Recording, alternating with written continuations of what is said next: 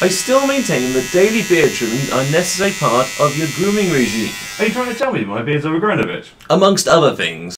All barricades erected, area locked down.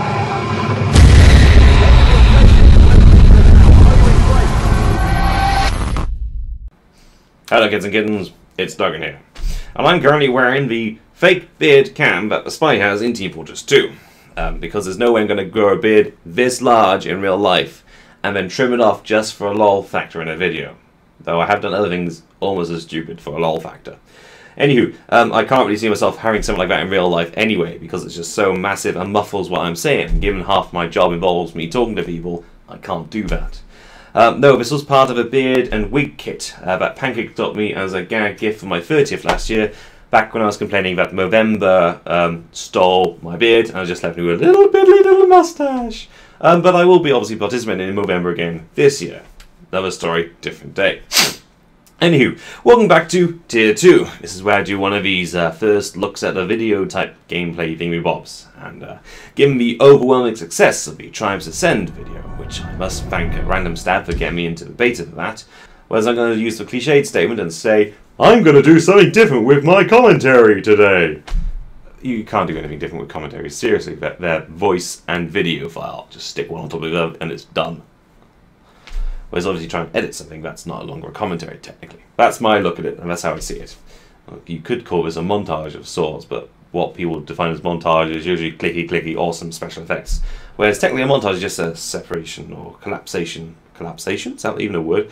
The compression of time in a video, or the compression, the demonstration of elapsed time faster than we would do normally in a video file. Well, you could probably say in a cinematic concept. I digress. Anywho, to start off the night, obviously there's a whole log on to the Ghost Recon Online, forget my password. Moving on from there was to pick the favourite class. I then obviously got to choose how bearded I looked, and obviously there's one beard, there's a bit of stubble, and there's lots of different face appearances with nothing on them. And obviously a variety of different skin tones. I went for pasty because that's what I really look like in real life. I see no point in trying to change what I really look like on a video game. From there, I dived straight into Sheer Water 51.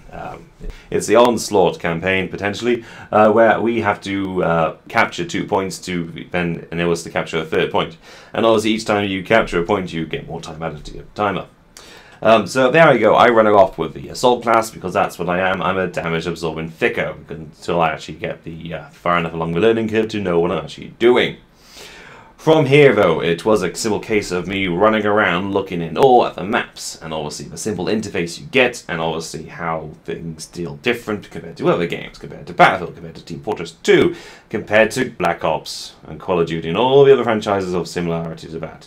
And before somebody in the comment section says, oh my god, Ghost Recon Online looks like such a rip-off of Black Ops 2, oh my god, I can't think of anything original.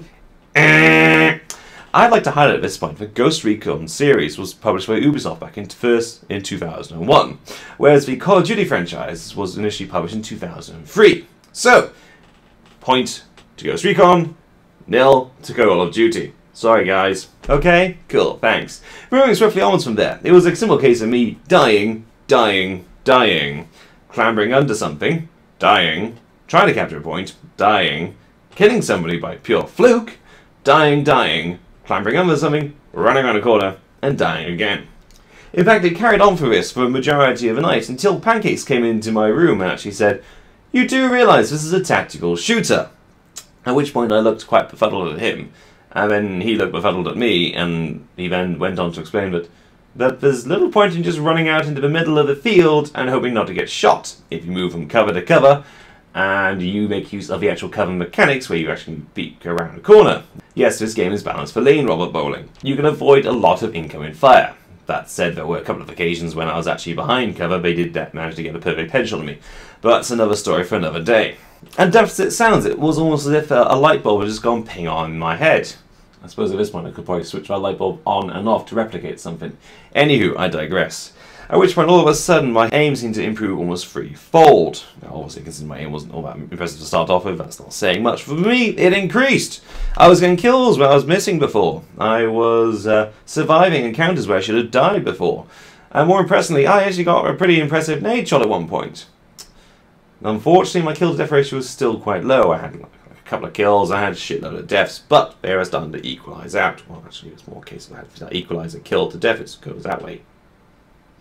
Anywho, it then gets towards the end of the night, where we're up on sheer water 51 again. And we're on the defense this time, where we're trying to stop the guys from capturing A, B, and then C. Obviously, at this point, they've captured A, and I just realised that I'm just by A. If I run after them, back around, because obviously I just missed them going from A to one towards round to B. So I actually ran all the way past them backwards, past that spawn point actually. So that's dangerous, obviously, because as soon as I go past, they can go. And I'm going to go towards B. But the idea behind it, if I actually go behind them, I can kill the entire team as they're trying to capture it. One small flaw in this plan. I turn around a corner, I see two guys standing perfectly still. I think this is too much of an easy kill. Pull up a riot shield. Charge! There was me expecting to knock them down. Instead, I just end up repeating the same motion again and again and again and again and again. And then the server lagged out. It transpires that the servers closed off at 11 o'clock my time, 12 o'clock Central European, which was stated. And so ends the story of my first night playing the beta for Ghost Recon Online. I'm Mr. Dougan. Ciao. If Dougan wants me to pose nude, he's gonna have to pay me double.